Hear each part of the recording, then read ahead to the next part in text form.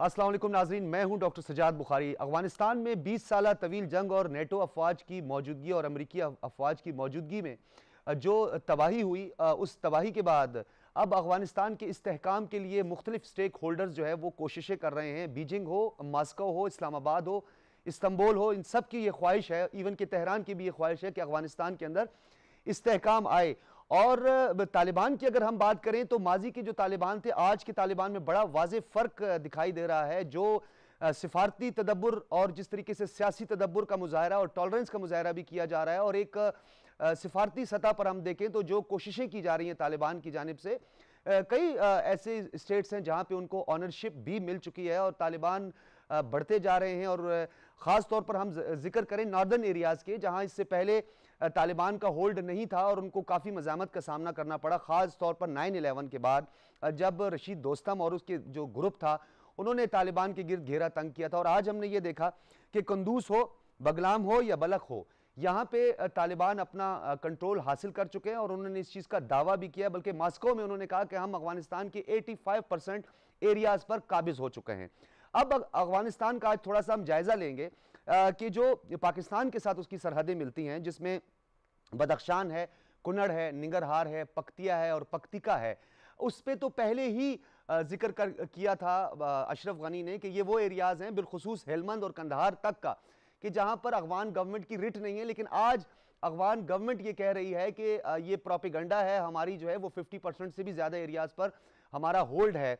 399 districts हैं और 2005 के मैप के मुताबिक 398 डिस्ट्रिक्ट्स थे। 150 के करीब डिस्ट्रिक्ट ऐसे हैं जिस पे तालिबान इस वक्त तक काबिज हो चुके हैं और 90 के करीब दावा यह किया जा रहा है कि अफगान हुकूमत की जानिब से कि वो हमारे कंट्रोल में है, और दीगर जो है उस पर क्लैशेस जारी हैं। लेकिन अफगानिस्तान का इस्तेहकाम इस खित्ते के लिए कितना आम है और इसके रीजनल इंप्लीकेशंस क्या हो सकते हैं अगर खुदा न ख्वास्ता इंतशार फैला या कोई सिविल वार की कैफियत पैदा हुई। अब स्टेक होल्डर्स जो हैं वो इसका फैसला भी करने जा रहे हैं और तमाम तरह की माली मुआवनत का भी फैसला कर चुके हैं।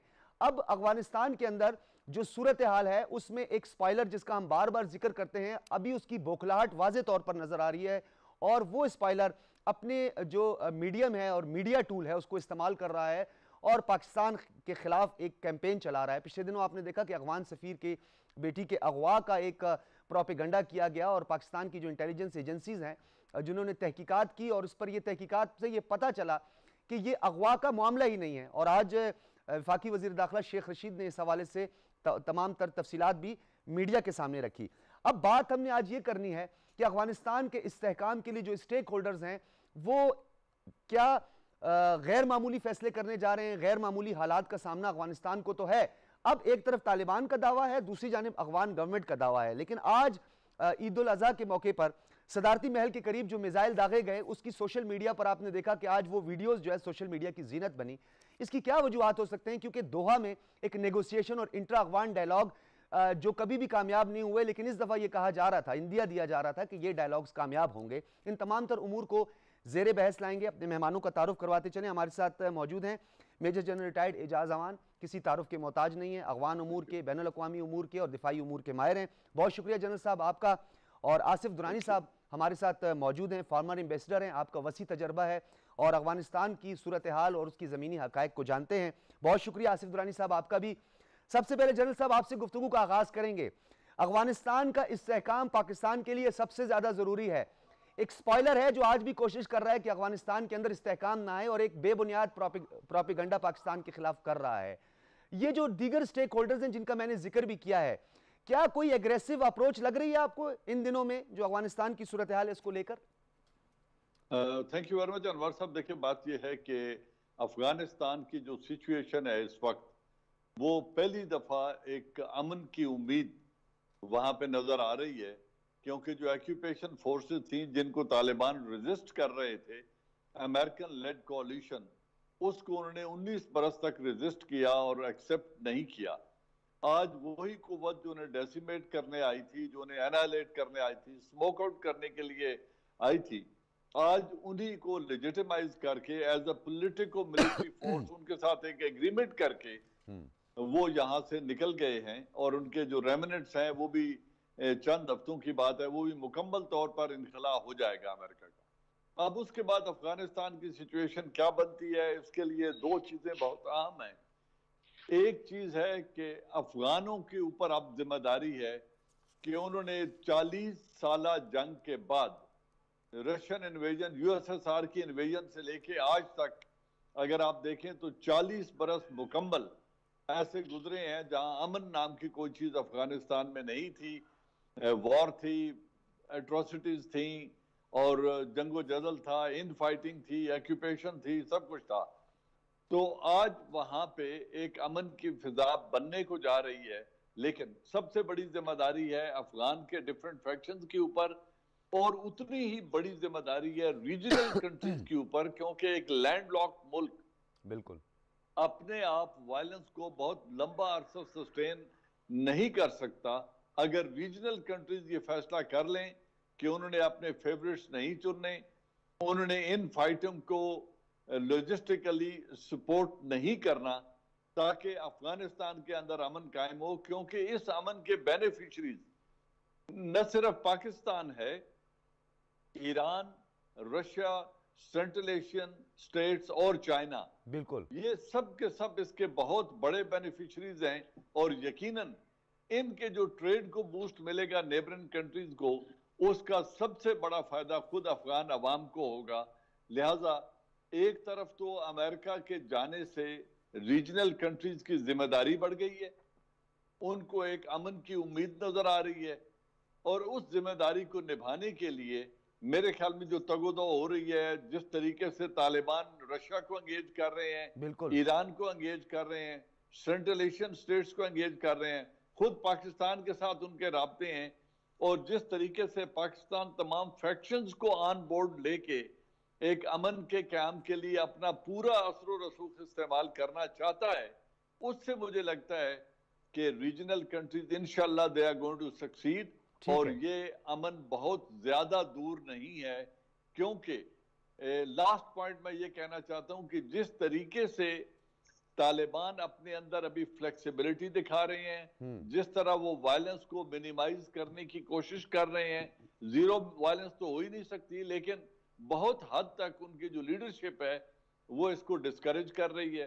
फिर वो अशरफ गनी गवर्नमेंट के साथ डायलॉग पे आमादा हैं, फिर वो बड़े शहरों पर अभी तक हमले नहीं कर रहे, और इंटरनेशनल कम्युनिटी को वो 3 पॉइंट्स पे एड्रेस कर रहे हैं। एक ये कि औरतों के हकूक का मुकम्मल तहफ़्फ़ुज़ किया जाएगा, उन्हें तालीम, कारोबार, रोजगार पर कोई पाबंदी नहीं होगी, किसी किस्म का जुल्म नहीं किया जाएगा, और जो भी लोग सरेंडर करेंगे अफगान नेशनल आर्मी के, जो उनके खिलाफ बरसरे पैकार रहे हैं, उनको आम माफी का ऐलान किया जाएगा, और अफगानिस्तान की सॉइल दहशत गर्दी के लिए किसी भी आउटफिट को या किसी मुल्क के खिलाफ इस्तेमाल करने की इजाजत नहीं दी जाएगी। ठीक है, तो ठीक ये वो नैरेटिव है जिसकी एक्सेप्टेबिलिटी पूरे वेस्ट में है और पूरी दुनिया में है।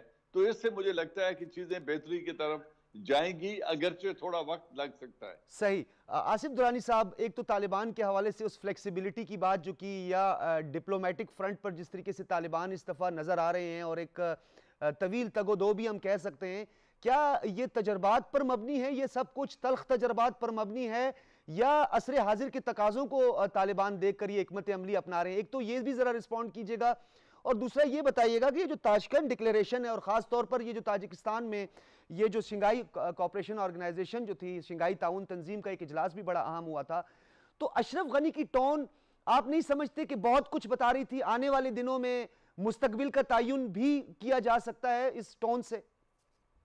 दुरानी साहब। जी जी जी, बहुत शुक्रिया। मेरा ख्याल में अभी काफी तगोदाव करनी पड़ेगी।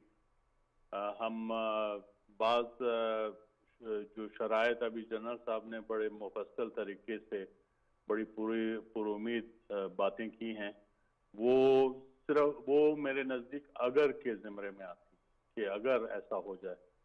मेरे ख्याल में ग्राउंड रियलिटीज यही हैं कि इस वक्त अफगानिस्तान में अमन नहीं है। ग्राउंड रियलिटी ये है कि तालिबान बज़ाहिर नज़र आते हैं डिप्लोमेटिक फ्रंट पे, उन्होंने आउटरीच प्रोग्राम किया है, लेकिन अभी उन्होंने जहां जिस जगह कब्जा है उनका, वहाँ पे उन्होंने गवर्नेंस कैसे किया अभी हमारे सामने पूरी तरह तस्वीर आगे नहीं है। ख़वातीन के हुकूक की वो बात जरूर करते हैं, लेकिन मेरा नजदीक नहीं है कि जो है tiger is going to change its spots, वो ऐसा नहीं करेगा। और अगर वो कर देंगे तो उनका जो रज़ा दितर है बीइंग अ रिलीजियस मूवमेंट वो ख़त्म हो जाता है। लेकिन इसके अलावा अभी आइडियोलॉजिकल प्लेन के से हट के भी तालिबान हो या अशरफ गनी हुकूमत हो, दोनों कंजर्वेटिव हैं। इस वक्त एक पावर प्ले है जो चल रहा है। एक चीज़ हमें जहन में रखनी चाहिए कि तालिबान के लिए जो अब असल मुश्किलात शुरू होंगी, चाहे वो मुल्क पे कब्जा पूरा भी कर लें 100%, असल होगा उनको इंटरनेशनल रिकग्निशन का। ठीक है। और इसके लिए उनके राह में बहुत सारी रुकावटें होंगी, तो हमें भी बहुत एहतियात से चलना चाहिए। और दूसरा ये आपने जिक्र किया जो पाकिस्तान कोशिशें कर रहा है, पाकिस्तान की कोशिशें जो हैं वो पेरिफेरल हो सकती हैं। आप अंदर घुस के अफगानों के अंदर इत्तेहाद नहीं पैदा कर सकते, वो अफगानों ने खुद करना है। बिल्कुल। दूसरा ये है कि आप जो है वो हम पे ब्लेम लगाते हैं अशरफ गनी गवर्नमेंट, जैसे आपने जिक्र किया।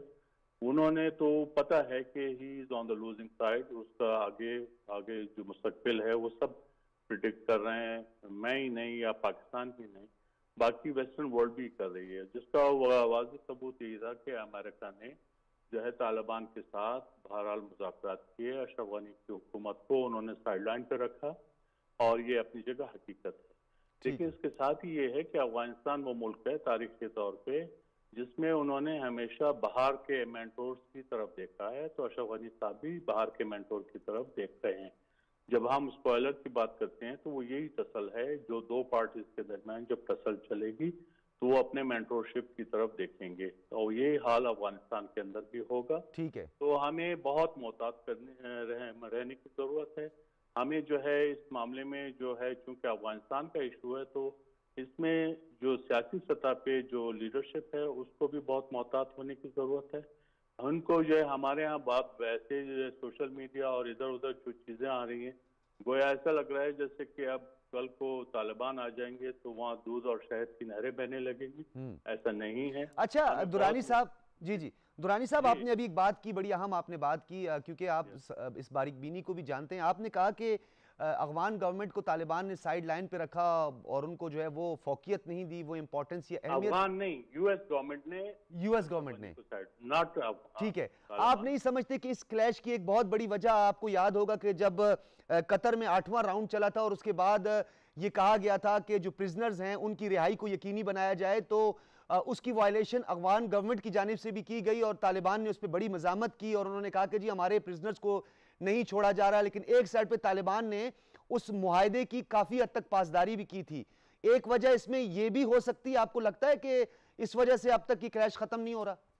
जी वो नेचुरल है, क्योंकि अशरफ गनी साहब ने ये महसूस किया कि उन्हें तो दूध में मक्खी की तरह निकाल के बाहर फेंक दिया गया है। तो उनके पास जो लेवरेज था वो यही था कि वो उनके पास जो कैदी थे तालिबान, वो उन्होंने जो है अपने उसको डिले करते रहे और तकरीबन 6 महीना डायलॉग डिले हो गया। ठीक है। और उसके बाद एक और चीज जो अहम अब है, ये जैसे तालिबान ने पेशकश की है कि हमारे 7,000 प्रिजनर जो है आप रहा कर दें और हमें जो है डीलिस्ट कर दिया जाए, जो 1267 कमेटी है जो अब 1988 कमेटी कहलाती है, उसमें से यूएन सैंक्शन लिस्ट से। तो ये दो वो शराइतें हैं। अब देखते हैं अमेरिका इसमें किस हद तक करती है, क्योंकि अमेरिका ने भी अपना जो डील है वो पूरा नहीं किया, क्योंकि मई 2020 तक अमेरिका को तालिबान को डीलिस्ट करना था, जो उन्होंने नहीं किया, अब तक नहीं किया। तो अमेरिका ने भी अपना पार्ट ऑफ द डील नहीं किया। तालिबान ने उस हद तक अपना पार्ट ऑफ द डील जो है किया कि उन्होंने अमेरिकी फौजियों पे कोई हमला नहीं किया। लेकिन जहां तक जो है इंट्रा अफगान डायलॉग की बात है, उसमें ना तालिबान ने कोई फ्लेक्सिबिलिटी शो की है और ना अशरफ गनी गवर्नमेंट ने शो की है। अशरफ गनी उसको प्रोलॉन्ग करना चाहते हैं ताकि वो उनका इक़्तिदार प्रोलॉन्ग होता रहे। सही, ठीक है दुरानी साहब। अच्छा जनरल साहब, जिस तरह दुरानी साहब ने कहा कि इसका एक पहलू और भी है, तालिबान के अगर हम माजी को परखें या माजी को हम देखें तो तालिबान वो एक बदले वाली बात और एक एग्रेसिव उनकी अप्रोच और टोन थी।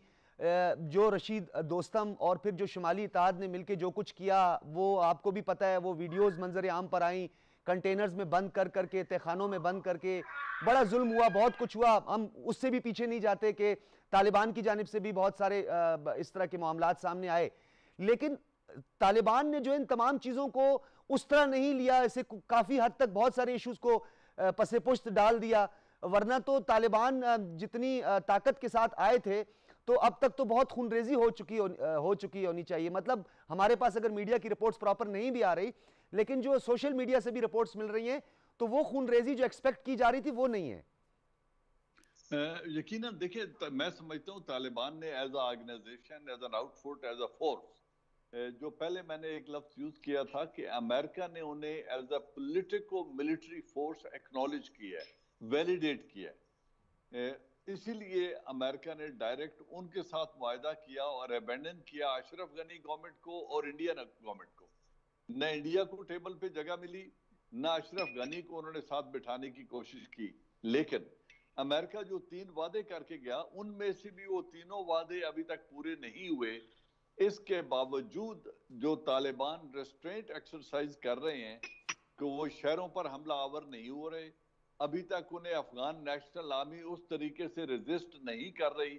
जो डिफेक्ट कर रहे हैं अफगान नेशनल आर्मी से, वो वॉलंटरली तालिबान को ज्वाइन कर रहे हैं। तो बगैर किसी फाइट के वो अभी तक इलाकों को अपने फोल्ड्स में लेते जा रहे हैं। ये उनका एक मंसूबा है कि वो हिंटरलैंड्स को एक्यूपाई करें और कोर को आइसोलेट कर दें, काबुल को। और जिसकी वजह से आपने देखा ईरान के बॉर्डर पे, ताजिकिस्तान के, तुर्कमेनिस्तान और पाकिस्तान के बॉर्डर तक उन्होंने entry and exit point seal करने की कोशिश की, रेवेन्यू को रोकने की कोशिश की है और बहुत हद तक वो कामयाब हैं। और अब उन्होंने ऑयल सप्लाई भी अशरफ गनी गवर्नमेंट को रुकवा दी है। अब जब वो लॉजिस्टिकली कोर को आइसोलेट कर रहे हैं तो they are coming towards a position जहां वो सेंटर को कैपिचुलेट करने पर मजबूर कर देंगे।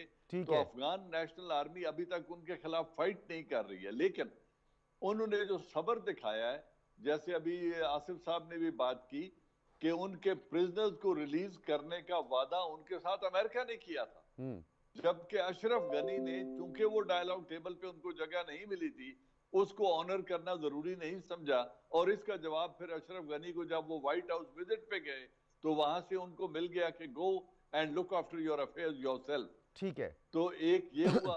फिर उन्होंने जो डीलिस्टिंग की जो प्रॉमिस किया गया था कि आपको यूनाइटेड नेशन की लिस्ट से डीलिस्ट किया जाएगा एज अ टेररिस्ट ऑर्गेनाइजेशन और आपको पॉलिटिक्स की और मुल्क के अंदर अमन लाने के लिए एक फ्रीडम होगी, उस पर भी अमल दरामद नहीं हुआ। तो इस और फिर तीसरा 31 मई को निकलना था अमेरिकन ने, और उन्होंने यूनिलैटरली अपने विड्रॉल की डेट को डिले कर दिया। उस पर भी तालिबान अभी तक किसी अमेरिकन सोल्जर या उनके जनरल साहब, यही मई 2013 में बराक ओबामा ने भी कमिटमेंट की थी और वो भी पूरी नहीं की थी। 2013 में विड्रॉल की बात भी हुई थी। तो ये इसके बावजूद वो जो रेस्ट्रेंट एक्सरसाइज कर रहे हैं Taliban as a force, despite the fact कि they are on the rise, चीजें उनके लिए बेहतर होती जा रही हैं और वो हिंटरलैंड पे आहिस्ता आहिस्ता कब्जा करते आ रहे हैं। और उन एरियाज में नॉर्थ का, जहां आपने पहले जिक्र कर दिया, जहां मुल्ला उमर को बहुत रेजिस्टेंस का सामना करना पड़ा था, अब उन्होंने उन्हें बड़ी आसानी से अपने फोल्ड में ले लिया है। तो मैं समझता हूं it's a force on the rise, but yet being very flexible and very pragmatic. अच्छा जनरल साहब, ये चीजें बेहतरी की तरफ जाएंगी। ठीक है जनरल साहब, ये बताइएगा, आपने अभी सेंट्रल अफगानिस्तान की भी बात की और काबुल के हवाले से हमारा भी एक मौक़िफ़ है कि काबुल पे कब्जा जो है वो हमने पहले अपनी फॉरेन पॉलिसी अनाउंस भी की और हमारे प्राइम मिनिस्टर ने भी इसका जिक्र किया कि काबुल पर कब्जा किसी भी कुव्वत की जानिब से या जबरदस्ती उस पर जाबिर या कब्जा हमें कबूल नहीं होगा। अगर तो बगलान से लेकर काबुल का डिस्टेंस जो है वो अगर 6 to 7 आवर्स जो है ड्राइव है और कोई 260 किलोमीटर के करीब ये बनता है, वहां से तो तालिबान मूव कर चुके हैं। तो अब उनका अगला अगर हदफ काबुल होगा, हमारा स्टांस क्या होगा? देखिए, पहली बात यह है कि सितंबर तक तालिबान कोई ऐसा बड़ा एडवेंचर नहीं करने लगे जब तक अमेरिकन मुकम्मल तौर पर वहां से चले नहीं जाते, एक बात। दूसरी, उस वक्त वो आखिरी वक्त होगा जब तक डिफेक्शन जो अफगान नेशनल आर्मी में होनी है वो अपना पीक कर चुकी होंगी और बहुत ज्यादा डिजर्ट करके लोग तालिबान को या अपने वॉरलॉर्ड्स को ज्वाइन कर चुके होंगे। जो रीजनल एफर्ट्स हैं सितंबर तक, वो भी अपना कोई ना कोई हतमी शक्ल दिखा चुकी होंगी कि वहां चाइना कितनी एफर्ट कर रहा है, ईरान अपना इन्फ्लुएंस कैसे यूज कर रहा है। पाकिस्तान डिफरेंट फैक्शंस को ऑन बोर्ड करने के लिए क्या कर रहा है और रशिया क्या रोल प्ले कर रहा है। तो regional countries would have also exhausted their options और at least given them some shape by सितंबर 9/11 की जो डेट है उस तक। तो उस वक्त जो भी हुकूमत, अव्वल तो मुझे लगता ये है, मेरी असेसमेंट ये है कि उस वक्त तक अशरफ गनी गवर्नमेंट खुद ब खुद सरेंडर कर चुकी होगी and Ashraf Ghani would be on his way out if not left the country already. ठीक है। तो वो उस वक्त जा चुके होंगे। अफगान नेशनल आर्मी उनको ज्यादा रेजिस्ट नहीं करेगी और अगर वो फाइट हुई तो बड़ी शॉर्ट लिव्ड होगी। उस पर पाकिस्तान के पास सिंपल ऑप्शन है, any solution that is outcome of Afghan factions, Pakistan हो या दुनिया की कोई भी हुकूमत हो, उन्हें एक्सेप्ट करना पड़ेगा और वो उसी स्टेट के साथ डील करेंगे जो उस वक्त इन पार होगी। अब उसका पोजीशन क्या बनती है, क्या वो नेशनल गवर्नमेंट होगी, क्या वो कोalition गवर्नमेंट होगी, क्या वो किस तरह की हुकूमत वजूद में आएगी, क्या वो इंटरिम सेटअप होगा and waiting for next general election, या अशरफ गनी खुद उसको सरेंडर करके इनके साथ शामिल हो जाते हैं और एक नेशनल गवर्नमेंट फॉर्म करने पे आमादा हो जाते हैं। ये देखते हुए कि अब वो सरवाइव नहीं कर सकते, तो मेरे ख्याल में September is too for a fluid situation like Afghanistan. ठीक सो है। इस गेस करना या ये अंदाजा लगाना कि सितंबर में क्या ऑप्शंस अवेलेबल होंगी पाकिस्तान को, ये जरा मेरे ख्याल में थोड़ा मुश्किल है। ठीक है, मैं दुरानी साहब आपकी तरफ भी आऊंगा, लेकिन शौकत पराचा साहब भी थोड़ी देर में हमें ज्वाइन करेंगे स्काइप से, उनसे भी हम इस हवाले से बात करेंगे। दुरानी साहब ये बताइएगा कि हम ओवरऑल बात करें तो बैनुल अक़वामी सतह पर पाकिस्तान की जो सिफारती कोशिशें हैं, जिसका डोनाल्ड ट्रंप ने खुद एतराफ़ किया कि पाकिस्तान से बढ़कर कोई भी ऐसा मुल्क नहीं जो अफगानिस्तान के इस्तेहकाम के लिए काम कर सके, और अफगानिस्तान का मसला भी सियासी है। शुरू से पाकिस्तान का ये मौक़िफ़ है कि अफगानिस्तान का मसला सिर्फ पॉलिटिकल और इकनॉमिक इशूज़ हैं इसके, अगर इसे मसले को हल कर दिया जाए तो हालात बेहतर हो सकते हैं। आलमी सतह पर पाकिस्तान के इस मौक़िफ़ की पजीराई और तालिबान के माजी और हाल को देखा जाए तो क्या सूरत हाल पैदा होगी और बैनुल अक़वामी दुनिया इसे कैसे देख रही है? देखिए, पाकिस्तान के लिए बहुत ही मुश्किल सूरत हाल है, हमें किसी गलतफहमी में नहीं होना चाहिए। और अफगानिस्तान के अंदर सिचुएशन फ्लूइड है और मैं जैसे पहले अर्ज कर चुका हूँ, तालिबान अगर 100% अफगानिस्तान पे कब्जा कर लें, जब तक कि इंटरनेशनल कंसेंसस नहीं होगा, तालिबान या कोई भी डिस्पेंसेशन उसको कबूलियत हासिल नहीं होगी। आपको याद होगा कि जब तालिबान काबुल पे काबिज थे 9/11 से पहले, उनके जो रिजीम को किसी ने रिकग्नाइज नहीं किया था, सिर्फ 3 मुल्क थे, पाकिस्तान, यूएई और सऊदी अरबिया। इसलिए हमें बहुत एहतियात, जहाँ तक आप समझते हैं कि इंटरनेशनल ओपिनियन और पाकिस्तान के बारे में क्या होगा, वो ये समझते हैं इंटरनेशनल ओपिनियन के तालिबान गोया हमारी जेब में है, जो कि एक एग्जेजरेटेड ओपिनियन है। हमारा इन्फ्लुएंस हो सकता है लेकिन तालिबान जो है वो हमारे कोई पपेट नहीं है और ना हो सकते हैं। अगर ऐसा को मान लिया जाए तो फिर अफगान जो इसके बारे में हम कहते हैं कि they are fiercely independent people, तो वो फिर हिस्टोरिकल फैक्ट उसको डिनाई करना पड़ेगा, ऐसा नहीं। ये अलग बात है कि अफगान की हिस्ट्री रही है कि वो अपने अंदरूनी दुश्मन को ज़ेर करने के लिए बैरूनी ताकतों से वो मदद लेते रहे हैं। हिस्टोरिकली यही है, चाहे वो फर्स्ट अफगान वॉर हो, सेकेंड अफगान वॉर हो, या बाद में आपने देखा होगा सोवियट्स ने किया, या अब जैसे अमेरिका आया है। तो अशरफ गनी के लिए अमेरिका के जाने का मतलब ऐसा है गोया वो यतीम हो जाएंगे। ये सूरत हाल इंडिया भी फेस कर रहा है। तो इन तमाम सूरत हाल में इंडिया जाहिर है पाकिस्तान के खिलाफ काम कर रहा है। अशरफ गनी गवर्नमेंट जो है वो उसने अपना एक पाकिस्तान के खिलाफ जो है जिस तरह से कैंपेन जारी रखी है, रिसेंट एपिसोड जो है वो यही है उनका सफीर का विड्रॉल वहाँ से। तो वो एक तरह से पाकिस्तान को, जब पाकिस्तान ये विड्रॉ कर लेंगे तो ये भी हो सकता है कि वो हमारे सफीर को कहेंगे जी आप भी जाएं। अगर वो डिप्लोमेटिक रिलेशनशिप डाउनग्रेड कर देते हैं तो बैनुल अक़वामी सतह पे एक क्राइसिस तो हो जाएगा और अफगानिस्तान के साथ भी होगा। ठीक है। तो हमें वो बिल्कुल तालिबान के साथ आइडेंटिफाई कर सकेंगे। और यहाँ पे आप देख रहे हैं कि एक कॉमन फैक्टर आ रहा है अशरफ गनी गवर्नमेंट और इंडिया का, क्योंकि इंडिया के साथ भी हमने डाउनग्रेड किया हुआ रिलेशनशिप। तो इंडिया ने उसकी माँ पे मुझे कोई उसमें शक नहीं है, इंडिया ने उससे ये सलाह दी होगी कि आप अपना रिलेशनशिप डाउनग्रेड करें। तो इस तरह से पाकिस्तान को काबुल में भी जो एक्सेस है वो डिनाई हो जाएगा, वो एक्सेस जो बाकी अफगान ठीक है, सही। एक्शंस की तरफ जो हासिल होता है उस मामले में वो कम हो जाएगा। तो इसके कुछ असरात जरूर पड़ेंगे, लेकिन बहरहाल बाकी दुनिया को भी ये पता है कि ग्राउंड रियलिटीज कुछ हैं, उसमें मामले में हम अशरफ गनी साहब की मदद नहीं कर सकते और तालिबान और अशरफ गनी साहब को उसके लिए अपना रास्ता निकालना होगा। ठीक है, इस पे हम मजीद भी आपसे बात करेंगे। शौकत पराचा साहब इस वक्त हमारे साथ मौजूद हैं, एंकर पर्सन हैं, एनालिस्ट हैं और अफगानिस्तान के उमूर पर आजकल आपके शोज भी हम देख रहे हैं। बहुत शुक्रिया शौकत पराचा आपका। शौकत पराचा, आपको मेरी आवाज आ रही? जी डॉक्टर साहब, थैंक यू। बहुत शुक्रिया। शौकत पराचा साहब, ये बताइएगा, अफगानिस्तान के अंदर इस वक्त हिंदुस्तान जो है वो एक बैकफुट पर होता हुआ दिखाई दे रहा है। अशरफ गनी की तकारीर, अब्दुल्ला की गुफ्तगू या मीटिंग्स के दौरान जो बातें होती हैं, इंडियन मीडिया इसी कंटेंट को उठा के बात करता है। दोनों ना सिर्फ एक पेज पे लगते हैं, बल्कि लगता है पेज भी एक ही जगह से कसा जा रहा है। तो क्या ये हकायक है या कोई गलत फहमी का शिकार हैं हम? नहीं, मेरा ख्याल है किसी किस्म की किसी को कोई गलत फहमी नहीं है, क्योंकि जो सूरत हाल डिवेल्प हुई है और उस सूरत हाल के तनाजुर में मैं समझता हूँ कि ये सारा कुछ एक्सपेक्टेड था।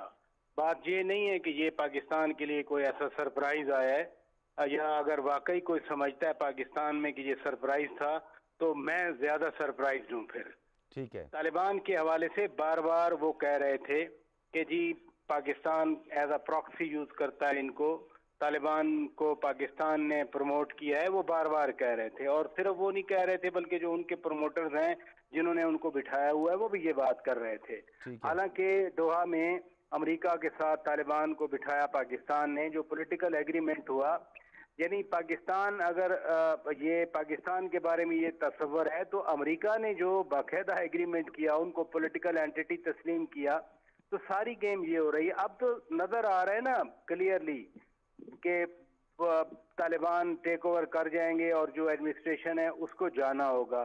तो ये सारा उस तनाजुर में ये बात हो रही है। डॉक्टर अशरफ गनी को भी मालूम है कि ही हैज टू लीव, अब वहाँ कोई गुंजाइश नहीं है।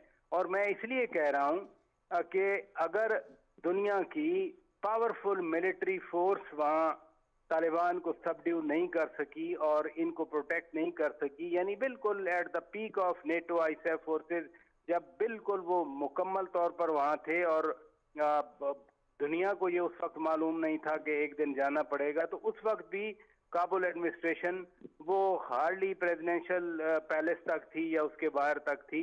एक दो बार मुझे भी जाना पड़ा इन सालों में वहाँ पर, तो मैंने खुद देखा कि कितना रेड जोन है और रेड जोन के अंदर क्या है और रेड जोन के बाहर क्या है।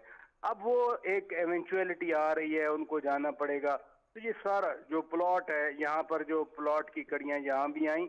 उज़्बेकिस्तान में कॉन्फ्रेंस जिसका आपने भी शुरू में जिक्र किया, डॉक्टर अशरफ गनी की स्पीच बिल्कुल क्लियर थी। उन्होंने 80-90 मुल्कों के सामने कहा कि पाकिस्तान ने 10,000 यहाँ पर आर्म्ड लोग भेजे हैं, तो they are not missing any word के पाकिस्तान पर अटैक किया जाए। और जो कॉन्फ्रेंस उन्होंने मुलतवी करवाई, ट्रस्ट मी डॉक्टर साहब के मैंने उसी रात शो किया था और मैंने कहा था कि ये जो मुलतवी करवा रहे हैं अब ये होने नहीं देंगे। मुलतवी करवाने का उनका कोई मकसद है और फिर ये जो कुछ इस्लामाबाद में हुआ वो अब उनका मकसद पूरा होता नजर आ रहा है। अगर मैं आज एज अ पाकिस्तानी जर्नलिस्ट मैं समझूं कि कॉन्फ्रेंस होगी तो मेरी विशफुल थिंकिंग होगी, क्योंकि अभी दुरानी साहब भी यही फरमा रहे थे कि अगर उधर से इधर से वो अपना एम्बेसी खाली कर रहे हैं तो कल को परसों वो जरूर वहाँ हमारी एम्बेसी के बारे में भी कुछ ना कुछ जरूर कहेंगे और हमें उसके लिए भी तैयार रहना चाहिए। अच्छा शौकत पराचा साहब, ये बताइएगा, बाजी से माजी का अगर हम थोड़ा मवाजना करें कंपैरेटिवली, जो स्टेक होल्डर्स हैं दीगर और जो फितरी एक अलायंस भी है, इत्तेहादी भी हैं, यानी मास्को, बीजिंग, इस्तांबुल है, इस्लामाबाद है, इनकी रीजनल अप्रोच आपको कैसी लग रही है वाया अफगानिस्तान और उसको लेकर? क्योंकि इस वक्त जो सूरत हाल हम देख रहे हैं उसमें जिस तरीके से एक मज़ामत और बैनुल अक़वामी सतह पर जिस तरीके से पसपाई होती थी तालिबान की, वो इस दफ़ा दिखाई नहीं दे रही है। एम आई राइट? नहीं, हर मुल्क जो अपनी पॉलिसी बनाएगा वो उसके इंटरेस्ट पे ड्रिवन होगी। मसलन अगर आप टर्की की बात करें तो टर्की का अपना इंटरेस्ट है। जितने वो पिछले नॉर्दर्न अलायंस वाले लोग थे वो तो सारे टर्किक एफिनिटी में आते हैं और जाहिर है एक नेचुरल बात है कि टर्की उनके इंटरेस्ट का एक वॉच डॉग है। फिर अगर रूस अमेरिका को, जैसे खबर आई, जब ये तस्दीक होगी तो फिर तो मैं भी ऑथेंटिक बात कर सकूंगा, अगर रूस वाकई ताजिकिस्तान में और उज्बेकिस्तान में यानी CIS स्टेट्स में अगर उनको अड्डे देने की बात कर रहा है और वो अड्डे देता है, तो फिर तालिबान कह रहे हैं कि जिस हमसाय ममालिक ने अड्डे दिए वो अच्छा नहीं होगा। ये देखे ना, रिपोर्टेड चीज है उनकी। तो अगर ताजिकिस्तान और उज्बेकिस्तान में रूस की मदद से अमेरिका को अड्डे मिल जाते हैं और पाकिस्तान के हवाले से तालिबान ने मुखालफत की है, ईरान का अपना फिर इंटरेस्ट है जो आप इक्वेशन की बात कर रहे हैं, पाकिस्तान के लिए तो मसाइल ही मसाइल हैं। यानी जितना 80s में मसाइल थे या जनरल परवेज मुशर्रफ वाली गवर्नमेंट के दौरान हमारे लिए मसाइल थे, हमारे लिए वही मसाइल अब हैं। ठीक है। ये जो काबुल एयरपोर्ट वाली बात है, कल को खुदा न खास्ता वहां पर कुछ हो जाता है, काबुल एयरपोर्ट टर्की ने ले लिया है, तो जब तालिबान कह रहे हैं कि कोई फॉरेनर हमारे लिए फॉरेनर की हैसियत रखता है, वहां कुछ होता है तो क्या टर्की भी पाकिस्तान पर पॉइंट फिंगर करेगा कि जी चूंकि तालिबान को आपकी मामनत हासिल है तो ये तालिबान क्या करे? इसलिए ये आसान बातें नहीं है कि वो ले गए और वो वापस चले गए, बहुत ही बड़े मसाइल हैं। वहाँ जो अफगानिस्तान में होगा, जाहिर है मैं कह रहा हूँ बार बार, अशरफ गनी की हुकूमत नहीं टिक सकती, लेकिन उसके पोस्ट सिनेरियो में जो कुछ वहाँ होगा वो सारा पाकिस्तान पे उसका फिल्थ गिराया जाएगा। उसके लिए हमें तैयारी करनी। बिल्कुल, आपका एनालिसिस बिल्कुल ठीक है, हमारे साथ ही रहिएगा। जनरल साहब ये बताइएगा कि आपको याद होगा कि दोहा में भी ये बात हुई थी, जुल्म खलीलजाद के सामने भी तालिबान के नुमाइंदे ने ये बात की थी कि जो अफगानिस्तान का जो कॉन्स्टिट्यूशन है वो गैर शरई है और इसमें एक मेजर कॉन्स्टिट्यूशनल अमेंडमेंट की ज़रूरत है। माजी में भी ऐसा होता रहा कि काबुल की जानिब से और नार्दर्न साइड की जानिब से इस पर शदीद रद्द अमल सामने आया और अब भी डेफिनेटली उसकी इंप्लीमेंटेशन के लिए जो है वो तालिबान कोशिश करेंगे और इस पर अमेरिका को उन्होंने काफ़ी हद तक आमादा भी किया और शायद आई थिंक अगर मैं गलत ना हूं तो वो 6th राउंड जो था, 6ठे राउंड में उन्होंने ये बात की थी और उसके बाद उसको दोहराया भी।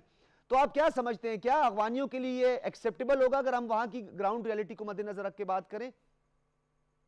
देखिए जी, बात यह है, पहली बात यह है कि 99% मुस्लिम मुल्क अगर शरिया का निज़ाम वहाँ नफाज होता है और वो म्यूचुअल कंसेंसस के साथ होता है, एक नेशनल गवर्नमेंट, इंटरिम गवर्नमेंट बनाकर अगर वो कॉन्स्टिट्यूशन में कोई अमेंडमेंट करना चाहते हैं तो ये उनका लेजिटिमेट राइट है और विद कंसेंसस वो कर सकते हैं और कोई मुल्क बाहर से उन्हें डिक्टेट नहीं कर सकता कि आपने ये करना है या नहीं करना, आपने इसको अफगानिस्तान एमिरेट्स कहना है या अफगानिस्तान रिपब्लिक कहना है, ये चीजें उन्हें डिक्टेट नहीं की जा सकती। अगर सऊदी अरेबिया अपनी तरफ का एक निज़ाम लेकर चल रहा है और उस पर दुनिया को कोई एतराज नहीं है, तो फिर अफगानों पर क्यों ये पाबंदी होनी चाहिए कि वो शरिया का निज़ाम का नफाज नहीं कर सकते? लेकिन जनरल साहब, तो अफगानिस्तान में शरिया के हवाले से मामला है सर, माजी की अगर हम बात करें तो 9/11 से भी पहले अगर हम देख लें, आपको याद होगा रॉकेट दागे गए बड़े, और जो उन्होंने जो उनका स्टांस था वेस्ट का वो यही था कि ये जो जिसको हम शरिया कहते हैं, इस्लामी नमाज कहते हैं, उसकी इंटरप्रिटेशन ये नहीं है जो हम कर रहे हैं या आप कह रहे हैं, जो कि रियलिटी भी है, जो हम कहते रहे कि कोई मतलब सारे तालिब जो हैं वो दहशतगर्द नहीं है, हम माजी में भी कहते थे ये बात। तो ये इंटरप्रिटेशन जो वेस्ट की है इस्लामी और शरिया के हवाले से, वो अब कैसे एक्सेप्ट कर लेंगे? देखिए, पहली बात यह है कि शरिया की इंटरप्रिटेशन तो एक ही है, उसमें कोई दो इंटरप्रिटेशन होती नहीं है। वो सर जो मगरिब शरिया करता के है, कवानीन वाजे हैं और उन पर एक मुसलमान एज ए बिलीवर जब फेथ रखता है तो फिर उसको वेस्ट से डिक्टेट्स लेने की जरूरत नहीं है, ना वो लेंगे कि शरिया में क्या तब्दीलियां की जाएं या क्या न की जाएं। हम पर भी बहुत प्रेशर आते रहे हैं। अगर हम पहले अगर हम पहले रिपब्लिक थे और बाद में इस्लामिक रिपब्लिक बन गए पाकिस्तान, तो क्या उसमें कौन सा रेवोल्यूशन आ गया या क्या हमारे ऊपर प्रेशर आया है जब ज़िया-उल हक के दिनों में हमने इसका नाम तब्दील इस्लामी जमहूरिया पाकिस्तान रख दिया? तो अब बात यह है कि तालिबान आर वेरी फ्लेक्सिबल। वो इसीलिए मैंने पहले भी कहा था कि वो बदला लेने की बात नहीं कर रहे, वो औरतों पर गैर जरूरी पाबंदियां लगाने की बात नहीं कर रहे, वो फ्लेक्सिबिलिटी दिखा रहे हैं जो वेस्ट उनसे देखना चाहता है, विदाउट गोइंग इनटू डिटेल्स के शरिया में कोई तब्दीली किसी के कहने पर ना वो करेंगे ना हो सकती है। ठीक है। अब बात यह है कि वहां पे जो एक पार वैक्यूम क्रिएट हुआ है उसको फिल किसने करना है? ये एक बड़ा अहम सवाल है और वहां पे एक मुआशी वैक्यूम जो क्रिएट हो रहा है इसमें एक सबसे डोमिनेंट कुव्वत है चाइना। और चाइना के अगर आप पांचों रीजनल कंट्रीज से ताल्लुकात देखें, पाकिस्तान से, ईरान से, बढ़ते हुए ताल्लुकात रशिया से और सेंट्रल एशिया तक, और फिर जितनी इन्वेस्टमेंट वो अफगानिस्तान के अंदर करना चाहता है, तो एक ऐसी बिफिटिंग रिप्लेसमेंट है मुआशी मुआवनत की which is worth taking a risk. और वो अफगान इस चीज को एक्सेप्ट करने पर तैयार हो जाएंगे इवेंचुअली। अगरचे अभी तक अमेरिका अफगान गवर्नमेंट को सस्टेन करने के लिए 3.3 बिलियन डॉलर एनुअल देने का 2023 तक वादा कर चुका है। ठीक है। अब देखना यह है कि अमेरिका, जो सबसे बड़ा चैलेंज है कि क्या अमेरिका रीजन के अंदर से इस तरह पॉलिटिको मिलिटरीली इररेलेवेंट होना चाहेगा? क्या वो इतना बड़ा वैक्यूम क्रिएट करना चाहेगा कि Iraq, Libya, Syria, Iran, Russia, central Asia, Afghanistan, Pakistan और चाइना, इसके दरमियान उसकी कोई जगह ना बचे? तो ऐसा होना भी बहुत मुश्किल है। ठीक है। अमेरिका अपनी जगह बनाना चाहेगा क्योंकि उसके पास 22 बेसिस हैं इस रीजन में, और उन 22 बेसिस से अगर वो और कुछ नहीं कर सकता तो इनस्टेबिलिटी अफगानिस्तान में क्रिएट कर सकता है, जो वो यकीनन क्रिएट करने की कोशिश करेगा। ये तो खैर जनरल साहब आपने ठीक कहा, और हामिद करजई इस बात का एतराफ भी कर चुका है। आपको याद भी होगा कि आईएसआईएस को कौन सपोर्ट कर रहा है, लॉजिस्टिक सपोर्ट कहां से आ रही है, उसका एतराफ भी बाकायदा तौर पे किया। मैं आपके पास आऊंगा दोबारा। दुरानी साहब ये बताइएगा, जनरल साहब ने एक बात की, अब थोड़ी सी उन्होंने शरिया के हवाले से भी थोड़ी सी बात की।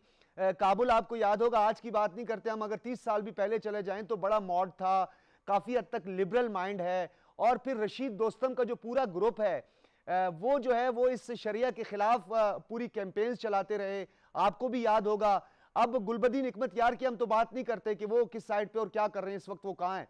रशीद दोस्तम जो है वो कहां है? आपको क्या कुछ समझ आ रही है, देख रहे हैं आप कि रशीद दोस्तम आने वाले दिनों में कोई मजामत कर सकते हैं, या जो नॉर्दर्न अलायंस जो था अब वो दोबारा अलायंस की शक्ल इख्तियार कर सकता है?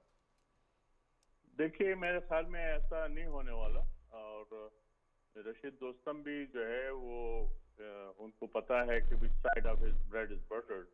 तो अफगानिस्तान और रशीद दोस्तम साहब कोई ऐसे नहीं है कि वो वेस्टर्नाइज किस्म के वो हैं।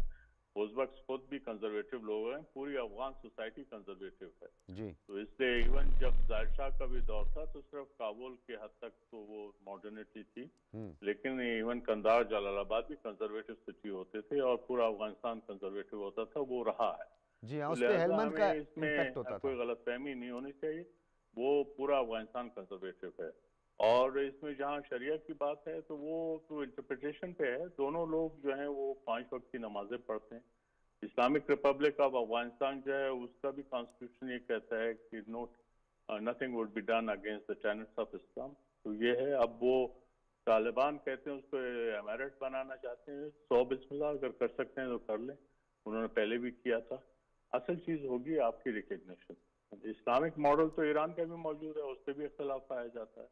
इधर जो अफगानिस्तान का जो इस्लामिक मॉडल है उस पर भी होता है। अगर आप तालिबान से पूछें कि सेंट्रल एशिया की जो मुसलमान हैं तो उनके नजदीक वो काफिर है, उनके जो जिस तरह। दुरानी साहब, आप रिकग्निशन की बात करें, क्या अमेरिका की रिकग्निशन काफी नहीं है, या आप ये समझते हैं कि नहीं काफी नहीं है? इसलिए कि अमेरिका की रिकग्निशन तो एक वो P5 का एक हिस्सा है, और खिते के अंदर जो है चाइना, रशिया जो है वो इम्पोर्टेंट कंट्रीज हैं। ईरान जो है उसका अपना है, जो इमीडिएट नेबर है अफगानिस्तान के, उनकी अपनी अहमियत है। ये बात भी अपनी जगह दुरुस्त है, लेकिन अमेरिका जो है इतना भी उसको खराब नहीं करना चाहेगा कि वो उसको जो है इसमें एक टेंशन की सूरत हाल आ जाए। अमेरिका के नजदीक अब चाइना जो है उसका कंपटीशन चाइना के साथ वो अब करना चाहता है, लिहाजा वो अफगानिस्तान से निकलना चाहता है। और ये मैं आपको ये बता दूं, चाइना जो है वो अफगानिस्तान की खातिर कोई ज्यादा बड़े रिस्क भी नहीं लेगा। वो ये जब तक सिचुएशन स्टेबलाइज नहीं होती, चाइना जो है वो बहुत मोहतात तरीके से चलेंगे। और मेरे ख्याल में उनकी बड़ी जो है दूरअंदेश पॉलिसी है कि वो एहतियात से चलते हैं, वो ज्यादा बातें नहीं करते, वो जो है डिप्लोमेटिकली अपने उनके साथ बातचीत करते हैं अपने इंटरलॉक्यूटर के साथ। जब एक फाइनल सूरत हाल सामने आती है तो फिर उसका ऐलान करते हैं।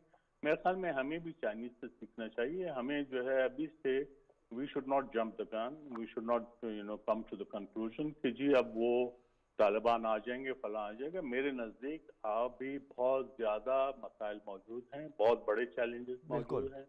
जो भी फ्यूचर का डिस्पेंसेशन अफगानिस्तान में आएगा उसको बहुत बड़े चैलेंजेस होंगे, इसलिए कि ये स्टेटस को डिस्टर्ब होने जा रहा है। पिछले 20 साल से जो एक स्टेटस को बना था उसके अंदर जो भी हुकूमत अफगानिस्तान के अंदर थी, देवर द रेंट सीकर्स, उनको कुछ करना नहीं था, वो सिर्फ पाकिस्तान को ब्लेम कर देते, तालिबान को ब्लेम कर देते, पाकिस्तान पे ब्लेम जाता, हम पे दबाव आता टू डू मोर। और अब जो है वो सूरत चेंज हो रही है, तो ठीक है। इसलिए हमें बहुत एहतियात करने की जरूरत है। हमारे एनालिसिस जो हैं उनमें भी बहुत एहतियात करने की जरूरत है कि भाई ये अफगानों का मामला है, आप इसको छोड़ बिल्कुल दें, बिल्कुल। हम उनके जो है दुरानी फैसला साहब, है, हम अगवान ये लैंड, चाहते हैं। अगवान ऑन, ये तो हम पहले से कह रहे हैं, अगवानों की मर्जी है, अगवानों की सरजमीन है, वो जो फैसला करें वो ही फैसला काबिल कबूल। ये तो पाकिस्तान का शुरू से मौक़िफ़ है दुरानी साहब। बस यही रखें, आगे इसमें इधर उधर जाने की जरूरत नहीं है, और ना हमें उनकी तालिबान को यूलोजाइज करने की जरूरत है, और ना अशरफ गनी को जो है ठीक है, वो बहुत ज्यादा सही। अच्छा पराचा साहब, क्रिटिसाइज जिस करने तरह की। दुरानी साहब कह रहे थे कि इस वक्त जो है पूरी दुनिया देख रही है, और ख़ास तौर पर जिक्र किया दुरानी साहब ने कि अब वो अफगानिस्तान से निकलना चाहता है, और एक इकोनॉमिक वॉर, और जिस तरह वो चाइना की तरक्की का रास्ता रोकने की कोशिश कर रहा है। आपको याद है तमाम एनालिसिस जो है वो बाज़ औक़ात उल्टे भी साबित हो जाते हैं। जब डोनाल्ड ट्रंप और हिलरी क्लिंटन के इंतखाबात हुए थे तो यकदम से पासा पलट गया।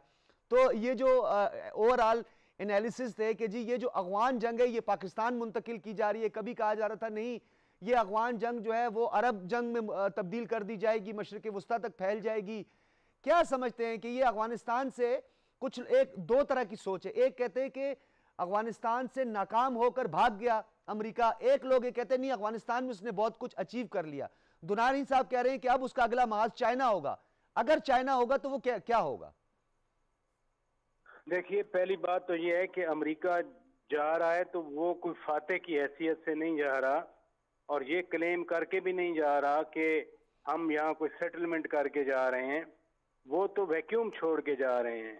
यानी अभी तक एट द मोमेंट जब हम बात कर रहे हैं कोई ऐसा ब्रॉड बेस्ड एग्रीमेंट नहीं हुआ अफगान के दरमियान जिसकी बुनियाद पर हम कहें कि वहाँ अब वो 90s वाला दौर वापस नहीं आएगा। खुदा करे ऐसा ना हो सकता है कि ये जो अगले एक आध महीना है इसमें कुछ हो जाए, लेकिन बात यह है कि जब से तालिबान, अमेरिका, अफगान गवर्नमेंट के डायलॉग शुरू हुए 3-4 साल हो गए हैं, अभी तक ऐसा नहीं हुआ, तो मैं कैसे मानूं कि अगले एक महीने में हो जाएगा। दूसरी बात यह है कि यहाँ पाकिस्तान में एक रात मरी में डायलॉग हुआ था, अफगान हुकूमत के नुमाइंदे भी थे, हिकमत करज़ई वहाँ उनके डिप्टी फॉरेन मिनिस्टर थे जो फॉरेन सेक्रेटरी लेवल के होते हैं, और तालिबान के नुमाइंदे भी आए हुए थे, तो कानी नेटवर्क का भी एक आदमी था। हाँ, वो फिर बलूचिस्तान में एक ड्रोन हमला कर दिया गया था और एक मुल्ला साहब को जो है ना वहां पे मार दिया गया था, और फिर वो सबूताज हो गया था और मुल्ला उमर का शोशा छोड़ा गया।